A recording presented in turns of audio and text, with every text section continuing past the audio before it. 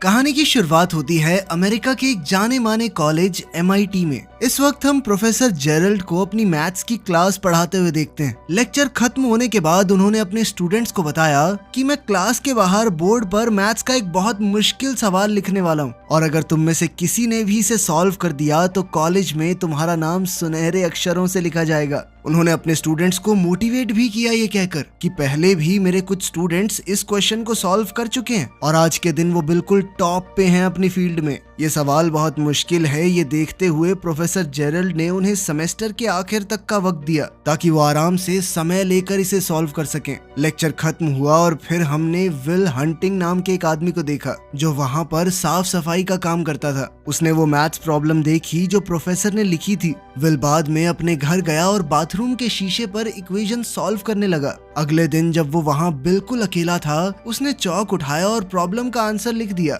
ये बहुत बड़ी बात थी क्योंकि उसने इस सवाल का जवाब सिर्फ एक दिन में निकाल दिया था। काम के अलावा विल अपना सारा समय अपने दोस्तों के साथ मटर गश्ती करते हुए बिताता था। एक दिन जब वो एक बेसबॉल मैच देख रहा था तो विल ने एक लड़के को देखा जो स्कूल में उसे परेशान करता था। उसे देखते ही विल के अंदर गुस्सा फूट गया। वो अपने दोस्तों के साथ उस लड़के के पास गया और लड़ाई शुरू कर दी। अंत में विल ने बदला लेते हुए उस लड़के को बहुत मारा। मामला ज्यादा न बढ़ जाए तो उसके दोस्तों ने उसे रोक दिया, लेकिन तब तक पुलिस वहां आ गई और जब पुलिस वाले ने उसे रोकने की कोशिश की तो उसने पुलिस वाले पर ही हमला कर दिया, जिस वजह से वो अरेस्ट हो गया। दूसरी ओर प्रोफेसर जेरल्ड को पता चला कि जो मैथ्स प्रॉब्लम उसने लिखी थी वो तो सॉल्व भी हो गई है। वो तुरंत चेक करने गया और देखा कि किसी ने सच में उसका क्वेश्चन बिल्कुल सही सॉल्व कर दिया था। उसने अपने कुछ होशियार स्टूडेंट से पूछा कि ये तुम लोगों में से किसी का काम तो नहीं है, लेकिन जब उन बच्चों ने भी मना कर दिया तब तो प्रोफेसर एकदम चौंक गया। खैर प्रोफेसर की अगली क्लास पूरी तरह भरी हुई थी। सब लोग जानना चाहते थे कि आखिर वो अनजान मैथ्स जीनियस है कौन।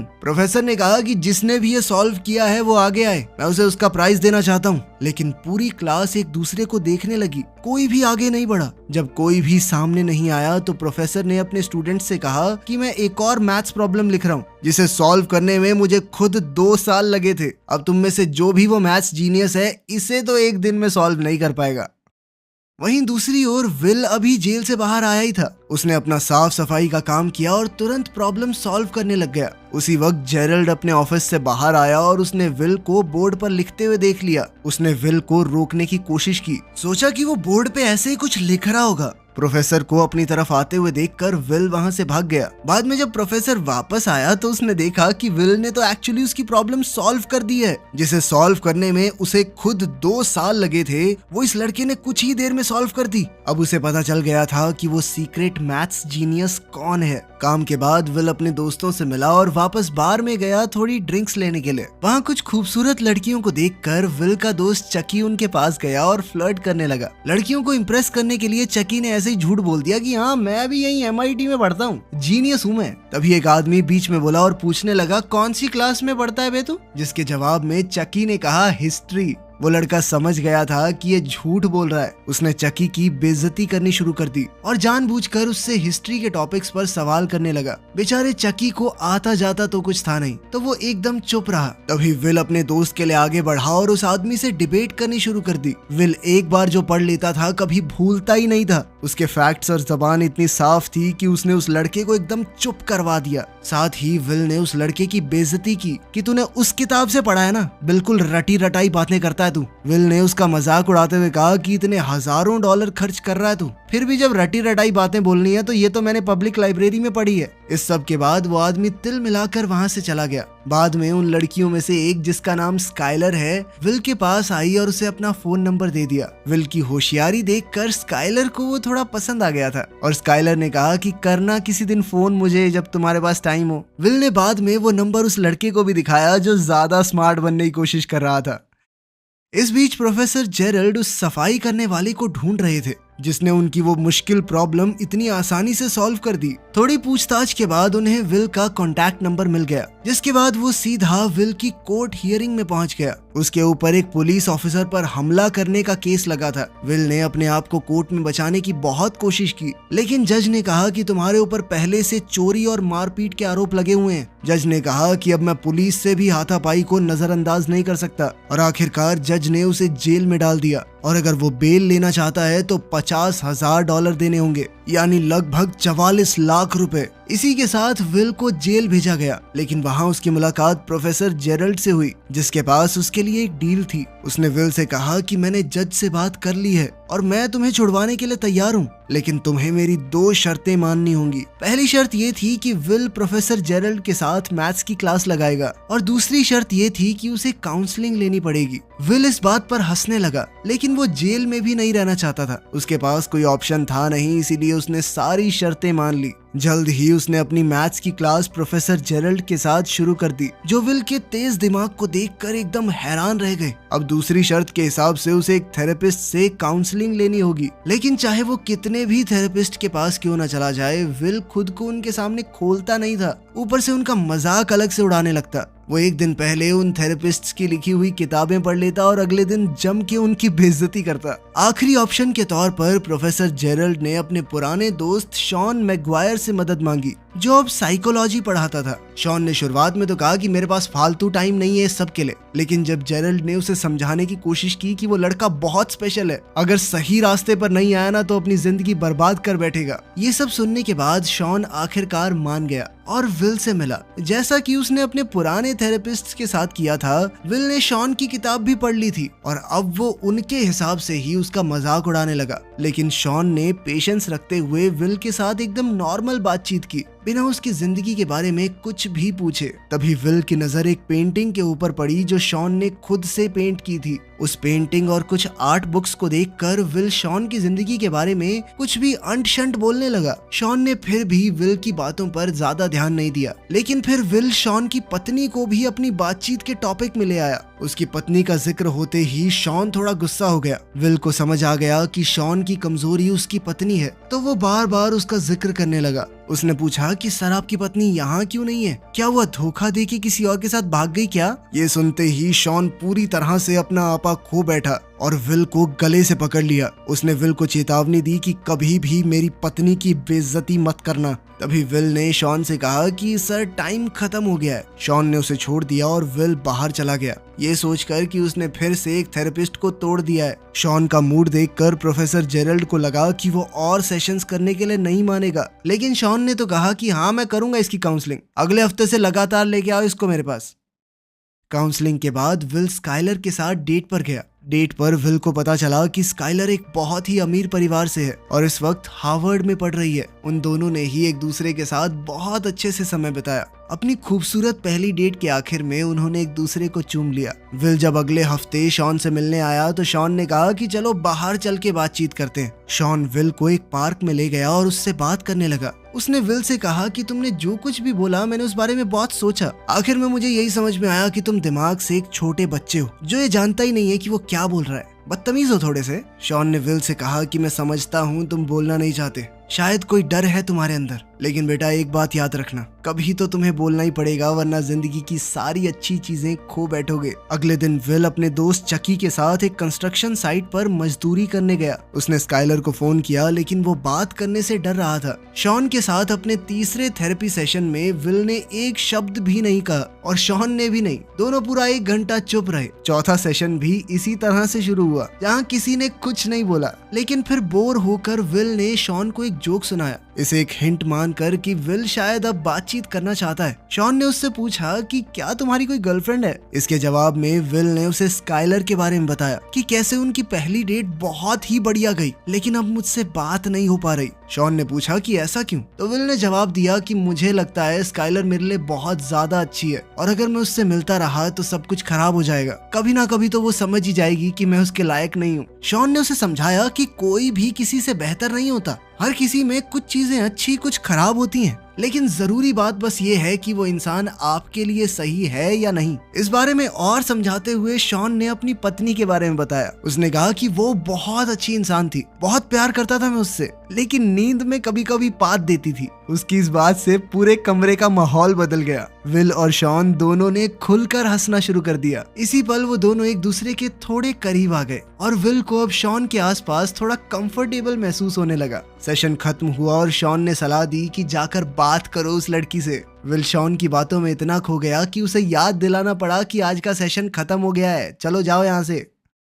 शॉन की बात मानकर विल स्काइलर के कॉलेज में गया और उसे दोबारा बाहर चलने के लिए कहा। स्काइलर ने कहा कि मैं तुम्हारे साथ बाहर जाना चाहती हूँ, लेकिन मुझे एक बहुत ही ज्यादा मुश्किल प्रॉब्लम सॉल्व करनी है जिसमें कई दिन भी लग सकते हैं। विल और इंतजार नहीं कर सकता था तो उसने कहा कि वो सवाल मुझे दिखाना। सवाल देखते ही उसने पलक झपकते ही आंसर एक नैपकिन के ऊपर लिख दिया। इसके बाद विल ने कहा कि अब तो तुम्हारे पास कोई बहाना नहीं बचा, चलो मेरे साथ। उनकी दूसरी डेट के दौरान स्काइलर ने विल से उसके परिवार के बारे में पूछा और विल ने उसे झूठ कह दिया कि मेरे 12 भाई हैं। जिस पर स्काइलर ने कहा कि अच्छा नाम बताइए जरा, और विल ने धड़ाधड़ 12 रैंडम नाम सीक्वेंस में बोल दिए। स्काइलर को थोड़ा शक हुआ कि ये झूठ बोल रहा है और उसने कहा कि एक बार नाम फिर से दोहराना जरा, लेकिन अपना विल जीनियस है, उसने दोबारा उन नामों को उसी सीक्वेंस में बोल दिया। खैर विल अपने अगले थेरेपी सेशन में शॉन से मिला और पूछा कि क्या तुम्हें कभी अपनी पत्नी से मिलने का पछतावा हुआ है, क्योंकि तुम्हारी पत्नी के मरने के बाद तो तुम बहुत ज्यादा अकेले हो गए होगे और इतना प्यार करते थे तो दुख भी ज्यादा हुआ होगा।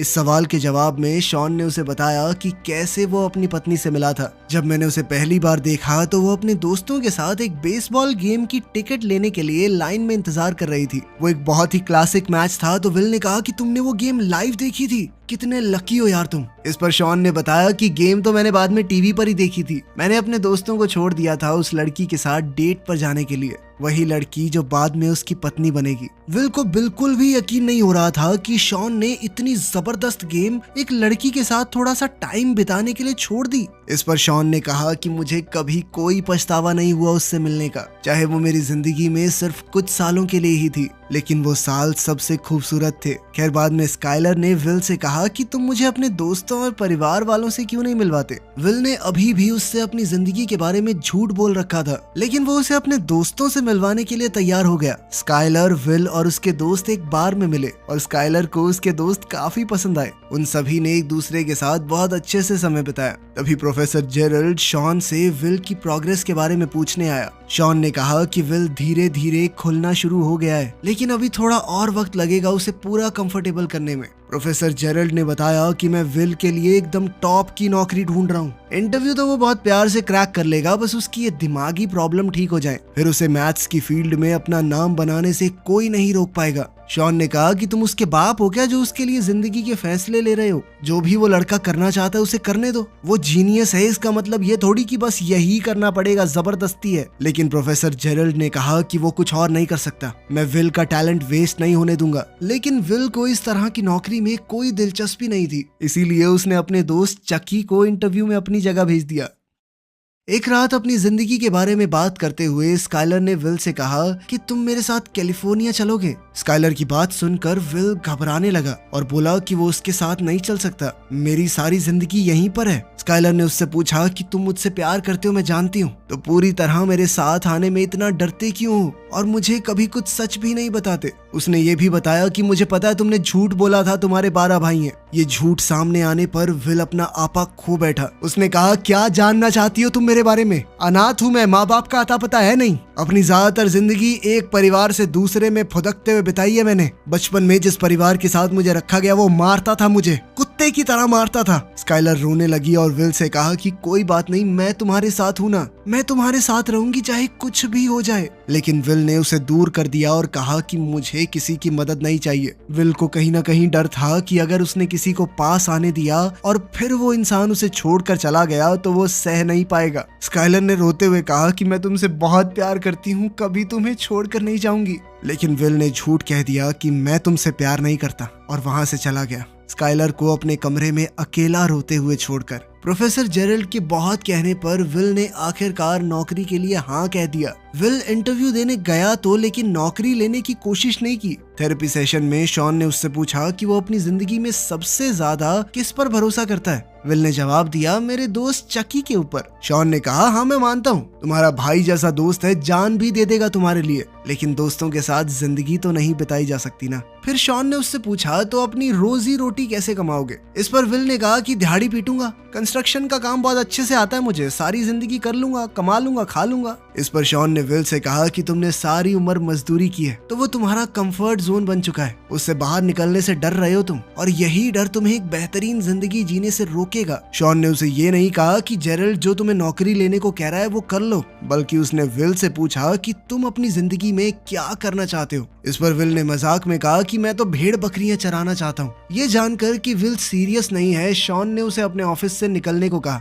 उसने कहा कि मैं अपना वक्त बर्बाद नहीं करना चाहता, तुम्हारे पास फालतू टाइम होगा, मेरे पास नहीं है। अगर ईमानदारी से जवाब नहीं देना तो जाओ। इस पर विल गुस्सा हो गया और शॉन पर चिल्लाने लगा। शॉन ने फिर से पूछा कि वो अपनी जिंदगी में क्या करना चाहता है। विल दोबारा से चुप रहा, उसने जवाब नहीं दिया। शॉन ने उससे कहा चला जा यहाँ से, जा। स्काइलर के कैलिफोर्निया जाने से पहले विल ने उसे फोन करके अलविदा कहा। स्काइलर ने एक आखिरी बार कहा कि मैं तुमसे प्यार करती हूँ। विल मुस्कुराया लेकिन अपने डर की वजह से जवाब नहीं दिया। उसे अभी भी लगता था कि आखिर में तो मेरा दिल टूटना ही है।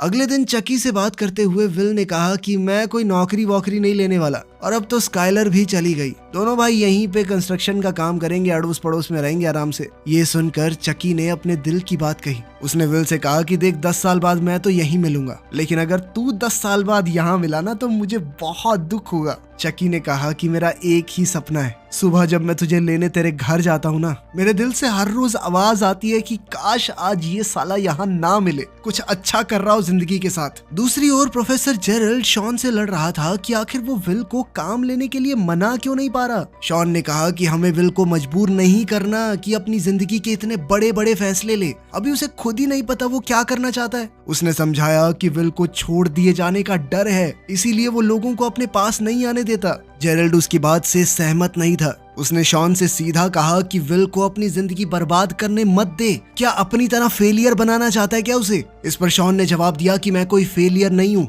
मैंने चुनी है ये जिंदगी, मुझे अच्छा लगता है इतने में खुश हूँ मैं। तभी विल अंदर आया और उनकी बातचीत सुन ली। प्रोफेसर जेरल्ड कमरे से बाहर चला गया ताकि थेरेपी शुरू हो सके। शॉन के पास आज एक फाइल थी जिसमें विल के शरीर की तस्वीरें थी, जिसमें उसके फॉस्टर फादर की मार के निशान थे। विल ने पूछा कि क्या कभी तुमने किसी बच्चे को इस तरह बेरहमी से पिटा हुआ देखा है? इस पर शॉन ने बताया कि मेरे पिता शराबी थे, बचपन से शराब पीकर मुझे और मेरी माँ को मारते थे। शॉन की कहानी सुन के विल को अपने बचपन की याद आ गई। शॉन ने विल के सामने आकर कहा कि जो कुछ भी तुम्हारे साथ हुआ बेटा वो तुम्हारी गलती नहीं थी। विल ने हामी भरते हुए सर हिलाया, पर शॉन बार बार कहता रहा कि ये तुम्हारी गलती नहीं थी, नहीं थी बेटा, नहीं थी। आखिर में विल ने कहा मुझे पता है, पर शॉन फिर भी बार बार बोलता रहा तुम्हारी गलती नहीं थी, नहीं थी, मान लो इस बात को। ये सुनकर विल की आंखों में आंसू आ गए। उसने शॉन को धक्का दिया। शॉन ने फिर से कहा कि जो कुछ भी हुआ तुम्हारी गलती नहीं थी, और अब आखिर में विल टूट गया।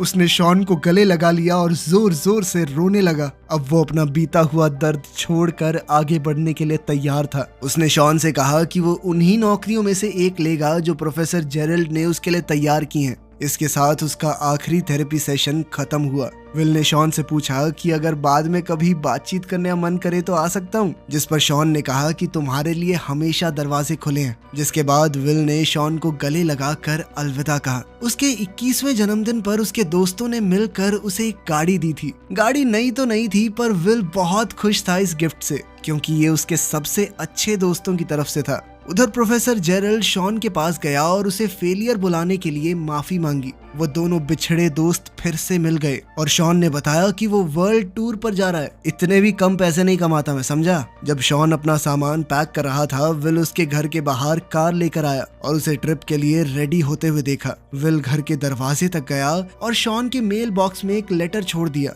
और फिर वहां से चला गया। इसी बीच चकी विल को काम पर ले जाने के लिए उसके घर गया। उसने दरवाजे पर नॉक किया लेकिन कोई जवाब नहीं आया। उसने खिड़की से झांक कर देखा कि विल घर पर नहीं है। चकी मुस्कुराया और समझ गया कि विल को अपनी जिंदगी में क्या करना है उसने फैसला कर लिया है। शॉन को भी विल का छोड़ा हुआ लेटर मिल गया। लेटर में विल ने लिखा था कि वो नौकरी नहीं ले रहा, वो कैलिफोर्निया जा रहा है स्काइलर से मिलने। ये पढ़कर शॉन मुस्कुरा दिया और अंदर चला गया। चलो लड़की मिल गई, अब अपना जीनियस कुछ ना कुछ तो अच्छा कर ही लेगा।